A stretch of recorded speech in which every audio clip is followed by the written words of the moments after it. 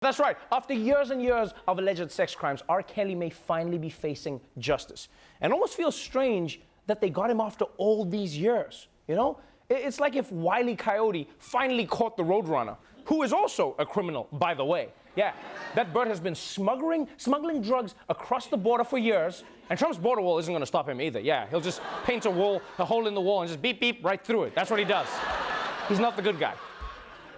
And like, by the way, I was genuinely shocked to find out that R. Kelly doesn't have $100,000 for bail. I was shocked by that detail. Like, how is that possible? You know, now I think of his music completely differently. I thought I Believe I Can Fly was a song about believing in yourself. Turns out this motherfucker couldn't afford a plane ticket.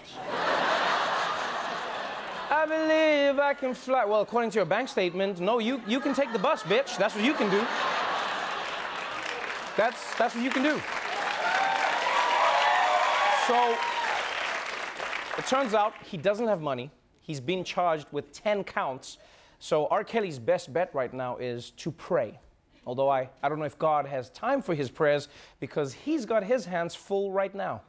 Pope Francis today ended a landmark summit on the Roman Catholic Church's sex abuse scandal by calling abusive clergy tools of Satan. Pope Francis delivered strong condemnation of wrongful clerics yesterday, the pontiff promising to bring the wrath of God upon priests who are sexually abusive.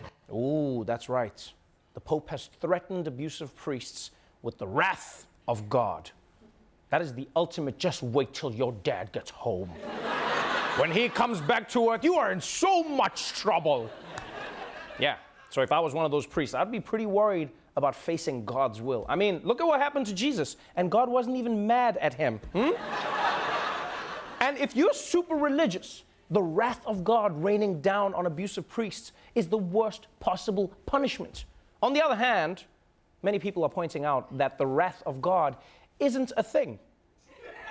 Yeah, I bet R. Kelly heard this and he was like, can I also take the wrath of God as my punishment? No, I'm saying instead of prison, I'll take 2. Give me double wrath of God and no prison, yeah? Can I do that? So it looks like the church isn't going to do enough to punish these sex criminals, which means we might need to get the government involved. The only problem is the government has also got its hands full right now. A federal judge in Florida said tonight that one of President Trump's cabinet members broke the law while serving as a prosecutor in the case of a Florida billionaire accused of sexual abuse of minors. When Alexander Acosta, who's now the labor secretary, was the U.S. attorney in Miami, he and his prosecutors broke the law while cutting an extremely generous deal with Jeffrey Epstein, the politically connected billionaire accused of sexually abusing more than 30 underage girls at his Palm Beach mansion. Any concerns about the labor secretary's handling of the Jeffrey Epstein case? I really don't know too much about it. I know he's done a great job as labor secretary, and that seems like a long time ago. Yes, you heard that right. 11 years ago, the man who is now Trump's labor secretary basically let a billionaire off the hook for abusing underage girls. And President Trump's response is, that seems like a long time ago.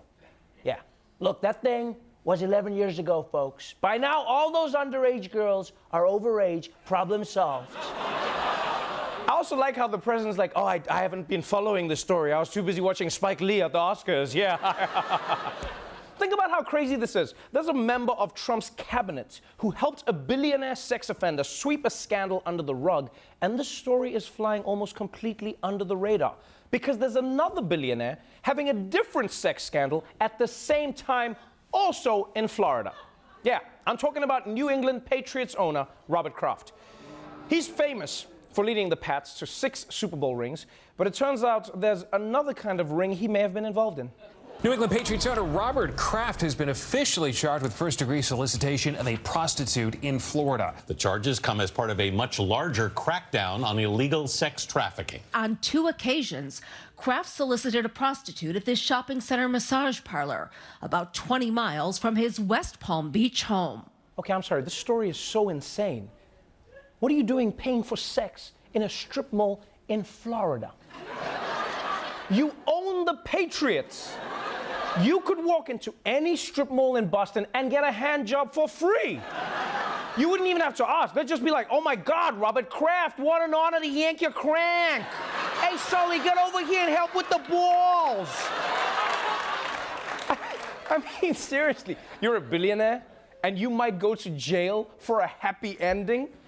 Which, by the way, I've never really understood the term happy ending. Like, all massages have a happy ending. Like, because I leave relaxed and smelling of lavender. I don't understand. When people are like, did you get a happy ending? I'm like, there's always a happy ending. They make it sound like the alternative is a sad ending, you know? Like they ask, do you want a happy ending? And if you say no, the masseuse is like, okay, massage is over, and your dog is dead. No, I should have got the happy one. But it's important to remember that this isn't just a case of a rich man paying for sex, right? Because investigators say that these women weren't willing sex workers.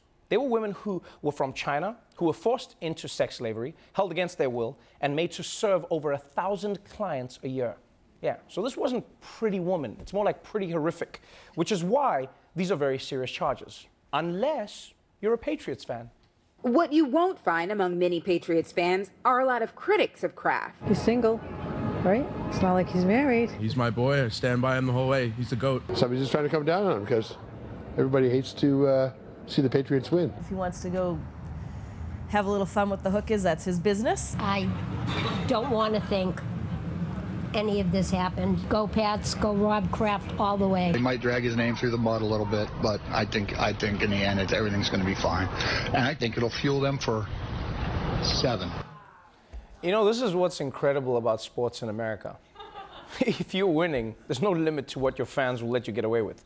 Robert Kraft could nuke Boston, and you still have Patriot fans staggering out of the blast zone. They'd be like, this is just fuel for ring number 7, baby!